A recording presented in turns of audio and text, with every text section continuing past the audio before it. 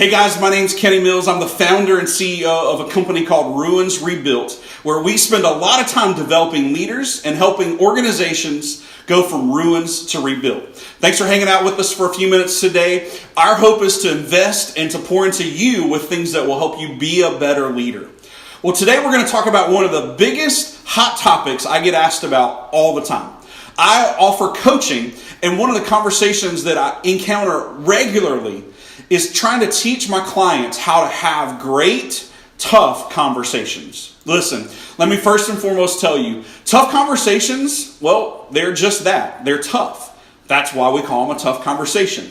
However, really great, tough conversations, well, they're just necessary. We have to have them if we're going to lead people well and we're going to move our organization forward. And so today I want to spend some time and I want to walk you through step by step how to have great, tough conversations. And so I hope you're taking notes, and if you are, the first thing I want you to write down is this, is that preparation and practice are the key. Preparation and practice are the key. So if you're going to step into a tough conversation, and maybe this is you're leading an employee and you have to have a tough conversation with them, or maybe you're the employee and you need to have a tough conversation with your boss, you have to be prepared before you walk into the conversation. Preparation and practice are key because preparation gets you prepared for what you're going to say. Practice gives you an opportunity to say it before it matters. And so the preparation side consists of you being able to communicate clearly, and maybe that's you write it down or you put it in a notebook or in an Evernote document, but you need to be able to clearly communicate what's not working, what you hope will be the desired outcome, and maybe some ideas for how to get to that desired outcome. The way that you practice, and this is super key, a lot of people don't take this step, but I'm telling you, practice is key. You have to role play these conversations because you know the person better than I do. And you're going to have a good idea of how they may respond to this difficult conversation. And you need to be prepared to handle that well. The second thing that you have to understand to be great at tough conversations is that you have to be comfortable in conflict. Now, I'm not telling you that you have to love conflict. There are some people out there that really love conflict. I'm not one of those guys, but I do believe that you have to be comfortable in conflict. Here's why.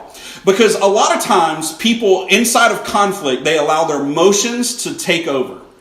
One of the things I want to challenge you to do is to remain factual and not allow your feelings to get in the way. Facts over feelings. That's one of the best ways that you can control yourself and to have a great, tough conversation. You have to be able and willing to step into this kind of a conversation, and you have to be comfortable in it. Because if you're nervous, or if you're growing in anxiety, and it's clear that you don't really want to have this conversation, I'm just telling you it's not going to go well. And so I'm not encouraging you to love confrontation. I'm just encouraging you to get very good at it. The third thing that I want to help you understand when it comes to having great, tough conversations is that you have to stay on track. Now, root in and listen up. This is the important part that I really want you to get down. I'm going to walk you through step by step how to have a tough conversation. The first thing that you have to do is that you have to bring and invite the employee or the person you're going to have a conversation with in, and you have to communicate your concerns clearly and concisely. Again, remember, we're not talking about feelings, we're talking about facts. We want to state our case, we want to help them understand our concerns, and we want to help them understand our desired outcomes. After you've communicated that, you simply want to ask one question, and then you shut your mouth. You ask one question, and the question is simply this: how do you feel like we can see these results? And you stop talking. See, a lot of times as leaders, we just talk too much. We keep rambling, and that's what makes these conversations even harder. Ask the one tough question and keep your mouth shut and allow them to respond. Now, I know people, and so people are most likely going to respond in one of three ways. Some people are going to acknowledge that you're right and this isn't going well, and they're going to confess. Oh, I'm really sorry. You're exactly right. This isn't going the way I was hoping either. I'm not really sure what to do different. Can you help me? Right? So that's a great conversation. When someone responds in that way, that's a good thing. We can work with that, right? We can work with someone who's willing to confess and acknowledge that it's not going great. And we can help walk them down the path of seeing tangible change to see results. The second way that people may respond might be to get defensive. They're going to cross their arms and they're going to lower their head or maybe look away. They're going to get defensive. And a lot of people find that to be a problem. I actually think that's a good thing. Because they get defensive means we have something to work with, right? As long as they're communicating with me, it gives me something to work with. Typically, they're going to push back. They're going to disagree with what you said. They're going to disagree or offer excuses for why things are the way they are. But it gives us an opportunity to engage them in facts, not feelings, to address what's really happening. We can then create some action steps and we can get back to seeing the desired outcomes that we all want to see. The third thing that will happen with some people, and honestly this is the toughest one to deal with, is they're going to shut down. They're just going to shut down. Man, they're going to cross their arms, they're going to lower their head, they're going to look away, they're just going to completely disengage in the conversation.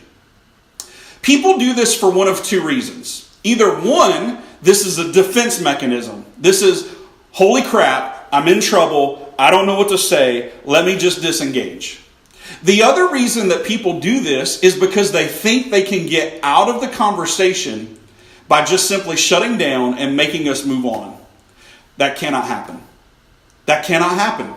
As a leader, the way you handle someone who gets and shuts down is you make them engage or you ask them to leave and come back when they're ready to engage. You have to be able and willing to send them away. Now, whether that's just to the restroom to clear their head or to clean their face if they've been crying or to compose themselves, or if you have to send them home for the day or a week until they're ready to come back and engage in the conversation. If they get to a place where they shut down and they're unwilling to engage you, it's going to be really difficult for us to move forward. And so you have to be able and ready to make the tough decision to send them away and possibly up to termination. And that's a tough thing. But as the leader, to engage someone in a great conversation, especially a tough conversation, you have to be willing to make those decisions. Okay, so now that we've addressed the three ways that people might respond, let's go back. Let's go back to the beginning. We're going to be ready to have a great, tough conversation by being prepared. We're going to make it factual and not about feelings. And then we're going to ask them the one question. Hey, what do you think we could do to see these desired outcomes? And then you shut your mouth. However they respond, we're going to move forward from there. And listen, guys, here's what I want you to know. You have to be ready to continually meet with them over and over and over again. And so no matter how they respond, we're going to set up a meeting for the following week to follow up with how things have gone in that week, what steps we've taken to see the results that we want to see. And listen, if we have not seen any improvement, we want to document that. We want to let them know that we're serious and that we want to see change. And so then from there, this is the second meeting. We're going to document it. We're going to ask them to meet with us again the following week, and we're going to have the same conversation. And at this point, if we're not seeing improved outcomes, it's time to have a tougher conversation about, are they supposed to be on your team? And is this a place that they're really invested in? Because if we're not seeing the outcomes that we want to see, well, then clearly we're not seeing the inputs that we need to see. And if we're not seeing the inputs we need to see, that means maybe we just have the wrong staff person. Or maybe we're in the wrong spot. You guys, tough conversations are not easy. However, the more you practice, the more you prepare, the more you're able to be factual and not rely on your feelings, and the more you're able to ask just the one question and allow the other person that you're talking to respond before you continue to just talk and talk and talk, you're going to see better results. You have to be willing and able to follow up and to hold them accountable. And as you do these things, I promise you, you're either going to see the desired outcomes that you want to see, or it's going to become very clear that this person is not the right fit. Well, you guys, I hope that this tool has been helpful for you.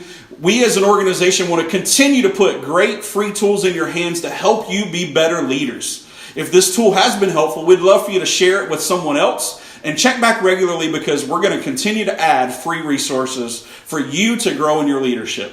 I hope you have an awesome day.